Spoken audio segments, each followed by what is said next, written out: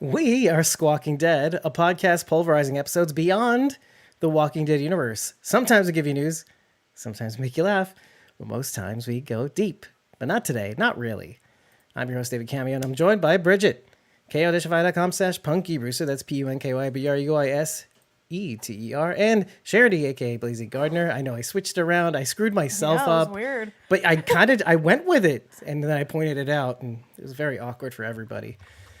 Let's see if everybody can hear me. Yep, okay. Because all of a sudden the sound was coming out of my speakers instead of my headphones for some reason. Anyway, hi everybody. We're reacting to The Last of Us' 7th episode, which just aired now, titled Left Behind. And we're here with you. I'm going to start the timer right now because we're only going to go on for a short little while to talk about your insights into this episode, your feelings, your thoughts. Lois is here. Thomas is here. Thomas is, ugh, but probably to something else. Takira's here too. Hey, everybody's here. I mean, well, not everybody, but you know, the people I love. Feeling very loved today. The gang, I don't want to spend too much time on this because I know we're on borrowed time right now, but our hosts, our lovely hosts, showed me a lovely birthday video message today under the guise, just like Riley, under the guise of a convention meeting. Like, we need to plan our conventions for the year. Dave, the only time Rachel has is 4:00. So we gotta... You're still not off the hook, though, Dave. Hurry up. We still have to talk about that. It's not the important We still part. have to talk about that. No. You're missing the point. I was tricked. Just like Riley. Bamboozled, if you will. Like Riley tricked Ellie in this episode. Ish. Sort of. But for a good reason, I suppose. And then everyone kissed Dave. I'd like to think so. Anyway. Virtually. So there's a bunch of chat right now. And I think it was before we got on. We got on a little late because the episode runtime on IMDb said 50 minutes. And apparently I think it was about 60, maybe even longer, I'm going to say. Because when the credits started rolling, it was actually about 10 o'clock or just before 10 o'clock. So usually there's like the credits, then there's the previews of the next episode. So that usually factors into the runtime. And so that's why we're all here late. We're all here late. I don't want to hear a word of it. Thank you, Lois. So, okay. So what, I don't know about you guys, but I feel like we got a lot from this episode. Even still, there was some motion. It seems like be like a checkerboard pattern where we get a lot of motion, then we get a respite, then we get motion, then we get respite, like physical motion. The episode, 2 episodes prior, we had infected bursting out of the earth. In the next episode, we had an emotional, like just soul-crushingly devastating emotional revelations. And now we have more motion. We have an infected running around a mall trying to bite people. Essentially. And then also, freaking, I don't know about you, but I was really anxious when these 2 little girls are just jumping across rooftops. Like, what are you doing? Especially when they just saw the guy fall through the floor. Like, and again, this is how the show subverts expectations, because I fully expected one of them to fall through the floor at one point. Like, I was like, this is what's going to happen. It's going to be one of them falling. That's why they showed us the guy falling through the floor earlier. Our TWD brain did not do that. Yeah. Mm-hmm. And I love how like the show, I think, really does a good job of probably getting different demographics of audiences to think about different things depending on the scenario. Like a kid will watch this and be like, that's so carefree and fun. I don't know. Kids don't say that, but I whatever. I'm trying to put myself in their little shoes. And then adults will be like, don't do that. Why? What on earth? Why would you do that? Listen to your elders. Anyway, nobody says any of this. It made me think of the scene from The Crow when he's running across the rooftops with the crow flying in front of him. Yeah. That was my favorite movie growing up, too. Like, I and now loved that movie. I don't ever want to watch that movie ever again.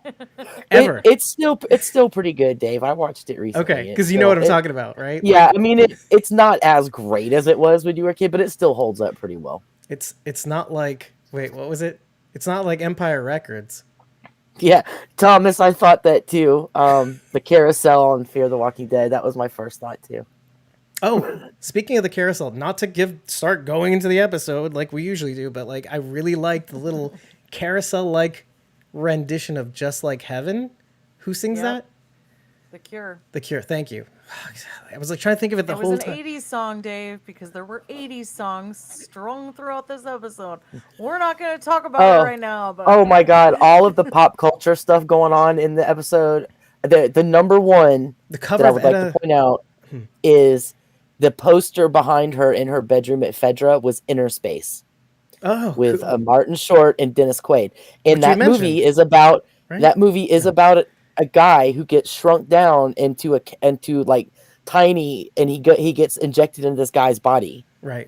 He's like in like a capsule. It's inner space. And so she's into outer space, but yet this is a show about shit in your blood. And here we have a movie where the guy gets injected into the other guy's bloodstream. And it's like I don't remember the exact plot of the movie, but it's like it's hurting his body, like it's fucking him up. He has to get out. So like this shit is in her body and it has to get out because it's fucking her up. So. Right. Or so she thought. Okay, Takira says, I figured out pretty early out this would be when Ellie got her bite. Yeah. We kind of called it last week. Laura says, well, I will say it really was getting better. Love the backstory brings the story to light. Oh, love? No, she said love. Yeah, I gotcha. Anyway, Takira says, I was dying to see how she got her bite, and I was hoping it would be an amazing story. It was. Thomas says, oh, awful episode. There's no Tommy in it. Did nothing for the story. Didn't move the story forward at all. And why did they steal the carousel from Fear the Walking Dead?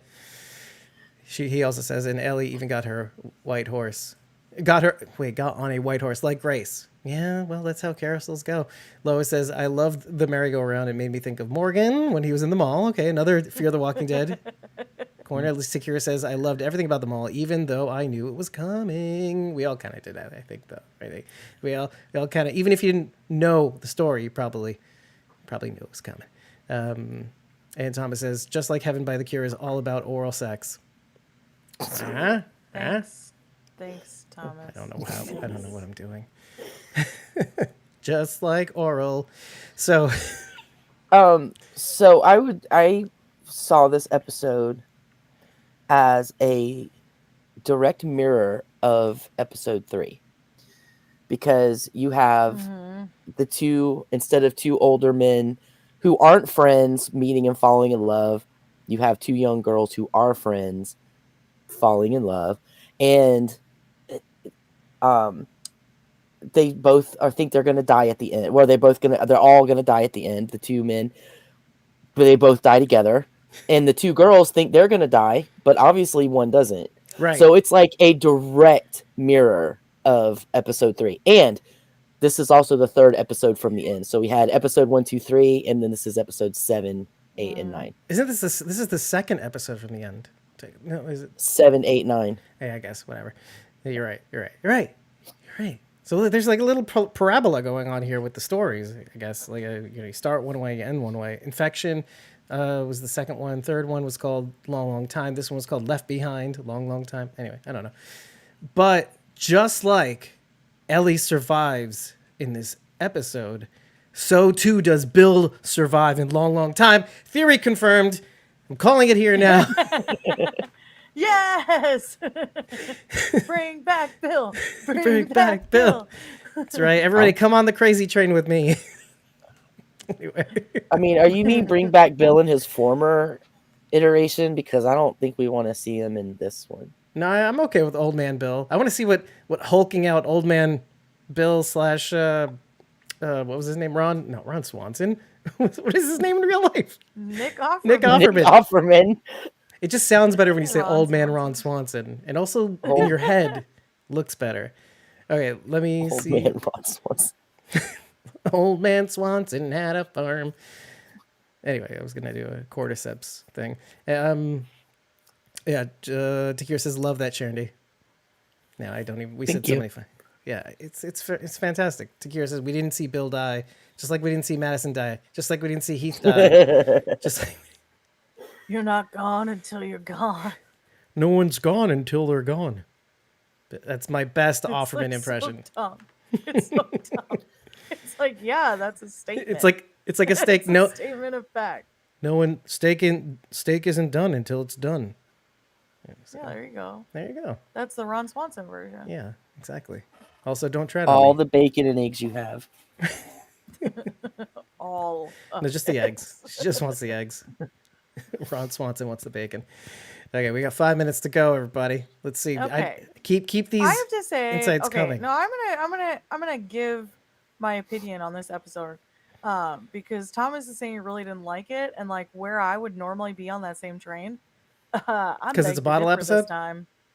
Sort of? Yes, because I finally got the tension I wanted. In the bottle episode. Finally, finally, it was like it was creepy, and you knew it was coming, and you were like nervous the whole episode, waiting for it to happen. It was like it finally happened. This is what I wanted the whole series. Thank you, finally, for giving me this. Last episode was better, but this was the tension I wanted. Yeah. Do you think that? Oh, because in case people missed it, Bridget was kind of like saying in the last episode why the video game is better is because you're heavily involved in the game and it's nerve wracking and it's panic inducing, and so this episode gave you what you wanted in that sense. Okay. Yeah, I want to be an anxious person like I already am, David. Right, on a regular basis, but like yeah, one level higher, at least. Damn what the doctor said. I'll have as much stress as I can handle. Thank you. Bring me pop the cortisol right in my veins, please. So Tom says, bring it back, Bill, and make for a better TV than it was on. Oh, this is on tonight. Oh, Thomas with the shots, and he's firing the shots. Tommy. Takira says, yes, this episode stressed me out. Lol. You know what stresses me out? Me reading lol. Thomas says an entire episode of nothing, just to have Ellie friend thread. Ellie friend thread. Fine thread. Fine thread. You okay? Well, I just read it literally. And just so kind of like what I was predicting in the last episode, I like how that flashback does give context to Ellie and Jill's emergent relationship right now, as things are very much in dire stress, and does contextualize it within, it encapsulates it within the cliffhanger of the last episode, which is like, what do I do now that it's quote unquote over? Don't give up. That's what should have played. Kate Bush's Don't Give Up. And that's an 80s song, right? No, that was a 90s song, if I'm not mistaken, with Peter Gabriel. I might be off by a decade, and there is no 90s song. Am I wrong? Nobody knows. That's fine. If anybody knows, let me off the top of my head, dude. let us know in the chat. You guys have fingers to typey fingy things. You want to talk Sledgehammer? We can talk Sledgehammer. Sledgehammer.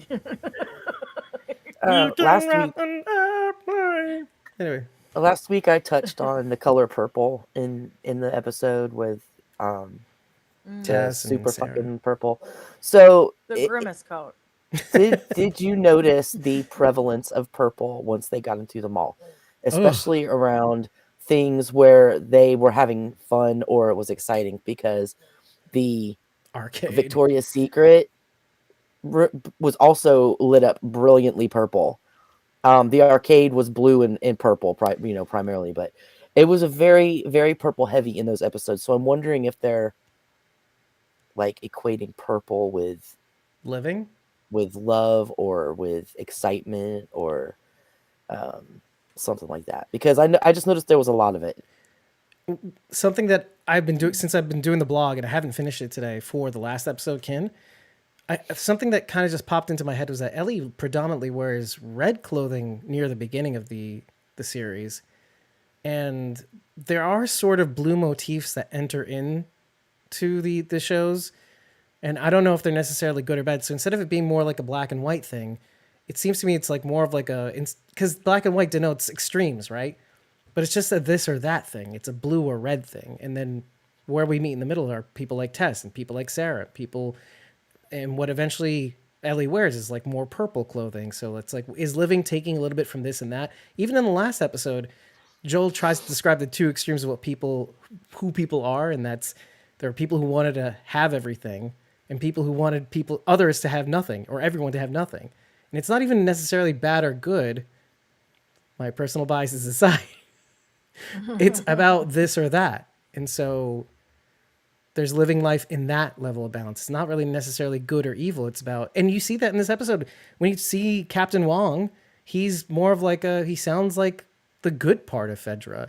Like, just like Tess might be maybe even Marlene, I'll give her some credit, might be the good part of the Fireflies. We don't know, but necessarily. We don't know how, because we only saw her in one scene necessarily. So when going back to your question about the purple, it might just be these red and blue sides finding like some sort of compromise in a purple. And I was gonna say maybe it's like maybe it's denotes change. Or growth. Yeah, right? it's maybe like something a little more simplistic. I don't know. I'd have to rewatch the whole season, I think, at the end to kind of and actually look for it, you know? Yeah. Well, maybe the more we do the breakdown episode, we'll kind of get into it a little bit more. Okay, so Thomas says this was atrocious, no tension, boring fluff. I love bottle episodes. I do too. Most of my fave TWD episodes are bottle episodes. Yeah, I mostly agree. Laura. Right, there you go. Fear the Walking Dead, right. Don't Give Up was a great song by Peter Gabriel, yeah, with Kate Bush. Takira says, learning personal things about Ellie to help us understand her side of the dynamic with Joel was also something that got me. Showing us that Ellie really can't lose another person. Oh, got me. Showing us that Ellie can't lose another person. Yeah. Yeah. That's kind of what I was saying before. I'm just dwelling on it too, because I'm like, oh, I want to think about it and then talk about it more, but I can't. Thomas says maybe they're setting us up. Barney, the dinosaur, is leader of the Fireflies. More purple. Lois says, but why do we think Ellie did not go get his brother? Because she didn't want to leave him behind. I'm sure, because if you, I mean, once she realized that she wasn't going to turn, and I mean, Riley obviously did.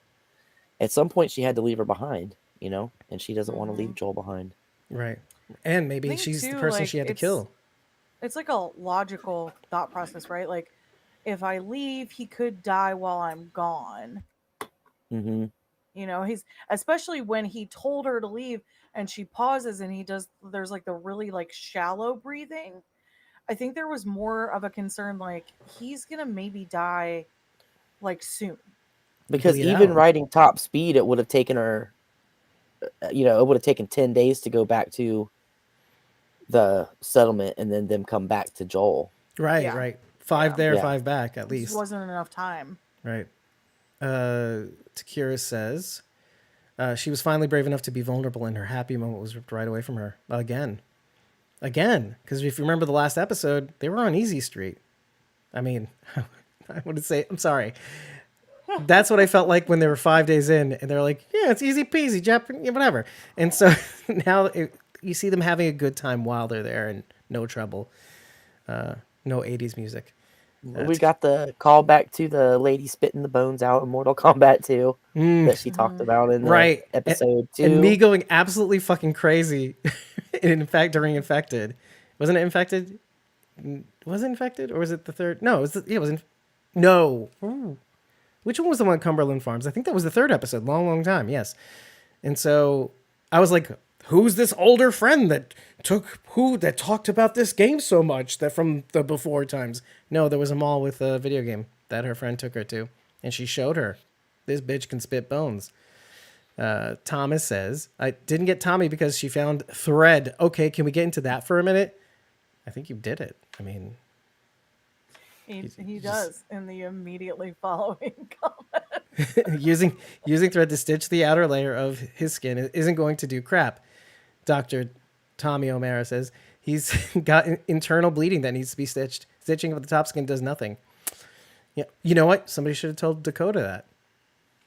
I mean, I very much agree, Tom, but it's like, these are the things I just have to ignore when I watch TV shows. Right, and we don't know what FEDRA may or may not have taught her. I don't. It's you know what? Clearly not to defend yourself without getting bit.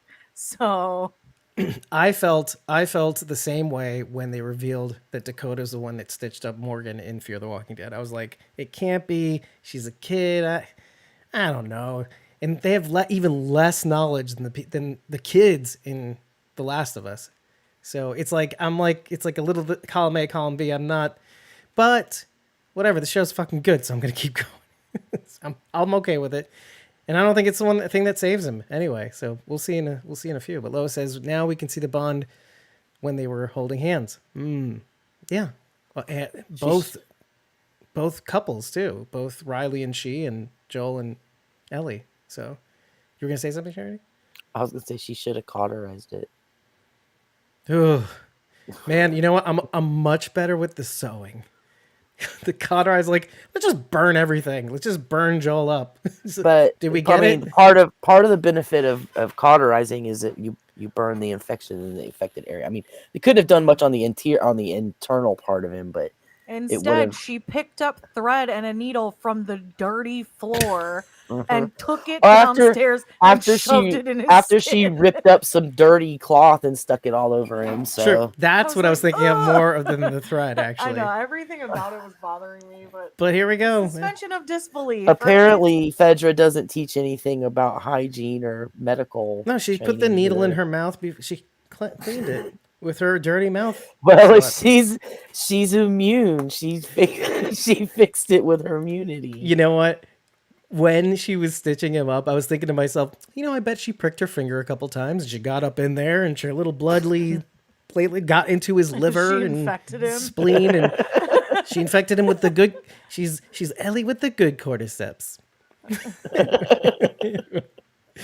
Tom says, "I'm glad that other girl died because I was so angry. It's just glad she's dead. I hate this episode." Takira says, "You guys should have heard us talking shit about the filthy needle and thread using her disgusting hands to stitch with." And Thomas says, "Who sneaks into a room at 2 a.m. to go to a mall?" Wait, that was us, Tom. We did. Wait a minute. Why didn't she pour the alcohol on his... Oh, wait a minute. Never mind. I'm getting my timelines mixed up. Sorry. This is Fear the Walking Dead season 4? You have the alcohol in your bag. What's I know. God, I've got my timelines mixed up. Takira says, the mall wasn't open at 2 a.m., Thomas, sorry. But it would be something that I would do. I would sneak out at 2 a.m. as a 14-year-old and play pool. I did do this. Not in Fear the Walking Dead or The Last of Us. As a 13-year-old, I stayed out after I was dropped off at the roller skating rink until like 3 a.m. So yeah, bitch. And I just hung outside in a bad part of Raleigh and smoked cigarettes all night. I felt cool, and I got my butt handed to me when I got home. I plead the fifth. What does it get any worse than that? I was 13, Charity. What was I doing? Charity was the one picking up the 14-year-olds as a 35-year-old. No, I'm kidding. What? God. Getting booze for them and cigarettes. Come on, kids. It's good for you. Canceled. You're canceled, Dave. Just because after we did that beautiful thing for you today, and that's how you repay me. Why do people believe me at this rate? Anyway, Takira says, it doesn't matter if they believe you. You're saying it, and now it's out there. Should I make up more stupid shit? No. Back in the day, I used to roll up in my Trans Am and yell out the window to other 14-year-olds my age because I'm driving at 14. All right. I was just gonna say, are you Matthew McConaughey? No, he probably had one. He probably had a free candy van. There you go, Dave. Give some of it back. That's right. That's a documentary, folks. Do you guys know Dave has a van with blacked out windows that he drives around currently, and it says "I'm not a rapist" on the side. But rapist is spelled REIPEST. Anyway, he says I'm a therapist, the rapist. I'm not that clever, Sharon D.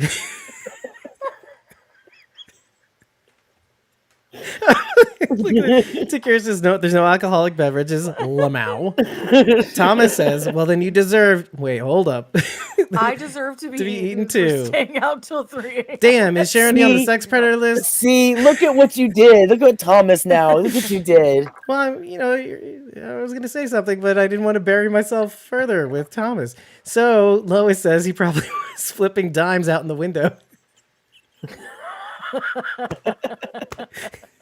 What am I, Two-Face? Well, dimes are pretty small too. Anyway, Thomas says, "Is she? Wow, you didn't have to go further, Tom. Is she regular? I mean, we'll find out in the next episode when we do a full episode breakdown. We'll break down all of our what do you call it? Man, Restraining orders. Let's Yeah. get this back on the rails. You can look up my name. I don't care. Same. All I have Don't is look up bad my name. credit. Don't. You'll get Same. you'll get my LinkedIn. It's a whole thing. Anyway, so my LinkedIn.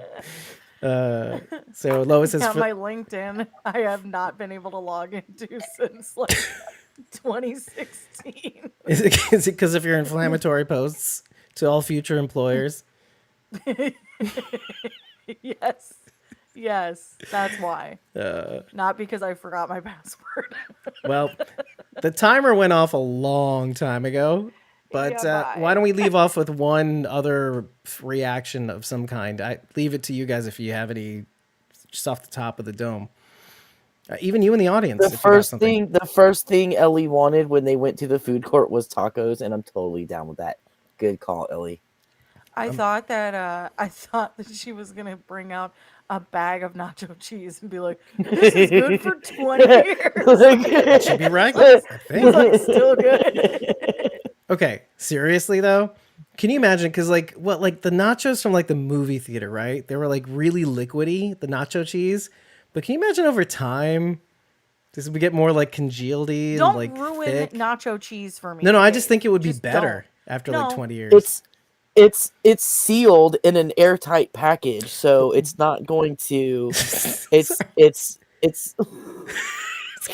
gonna stay in its stasis, liquid stasis forever. In its inner space. Oh, I brought it back. Mm. Oh my god. Yes, Thomas O'Mara, Sharon D's wearing a Superman shirt to attract the kids. I hate you, Tom. I hate you. I didn't read the whole comment before I started reading it out. You know, you should really start doing that, Dave. Well, if you're talking about us, we're like kids at heart. Takira says, I want to see our friend turn for some reason. You know, I like that because I was thinking the same thing. But then the fact that they didn't show her turn, or that Ellie had to put her down because she does say, I've killed someone before, and we have to all assume that it's her. I like that it's not necessary. I like that they focused on the pain of having to endure and survive that moment, essentially. And they did show her reading the comic book earlier on in the episode, too. Yeah, she's been a fan from way back.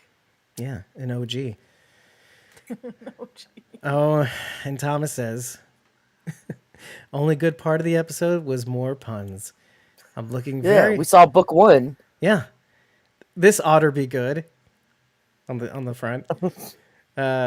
He says the only good part of the episode was more puns, and I'm looking forward to that in our episode our full breakdown of this episode, which we'll announce soon, hopefully. So let's call it, everybody. Thank you for joining us in this reaction stream.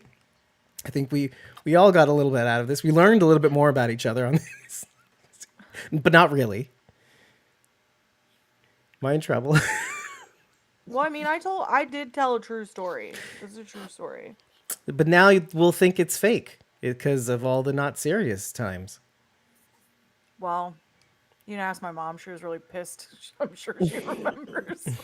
She took Hell, I have photographs. no fury like a mom of a 13-year-old daughter who did not come home until 3 a.m. I'm right there with you, sister. So, folks, thank you so much for joining us in this reaction live stream. And if you want to catch us in future streams, we've only got the last 2 episodes left of The Last of Us's first season to react to. So join us after the episodes here on YouTube or Facebook or Instagram too. Shelly Madonia69 says, I'm loving Last of Us. which I didn't see because I'm obviously focused on you people because I love you, not Oh, Shelly sorry, Shelley. Madonia. Sorry. We all have a past, Thomas. Yeah, Thomas says, they didn't show it, so she'll show up in a few seasons. Oh, God, no. Thomas says, we learned Sharondy has a past. That'll be the new, maybe it was Madison. Maybe it was Riley. Maybe Riley is Madison. But we definitely know it was Bill. Bill, bring Bill back. Hashtag bring Bill back. Anyway, we'll see you next week for another reaction. But in the meantime, stay tuned for our full episode breakdown of this episode. What the hell are we supposed to watch until Fear? Oh, Yellowstone. Hold on to your underpants. Yeah, We should watch all of Yellowstone, but there may be something else that will be coming. Yeah, we're gonna stay tuned to Discord because we have an idea that we want to float past, and hopefully we can get the resources to actually do it. And Fortunate Henry. Test it out. Test it out with our Squawky Hank. Anyway, so I hate it. So much. Stay tuned to our Discord because we will be announcing that. So we're working on some plans on making that happen. We're going to test it out with the folks who support us. So while you're here, feel free to follow us on either ko-fi.com/squawkingdead or patreon.com/squawkingdead. We're going to announce that at some point very soon because it's only a few weeks away from this idea. So we will talk about it more with you in our Discord. And the only way to do that is to join a membership tier on either Patreon or Ko-fi. Until next time, stay tuned to our socials, stay tuned to our Ko-fi and Patreon, and we'll see you later. Thank you. Good night, everybody. Bye. Good night. Ta-ta.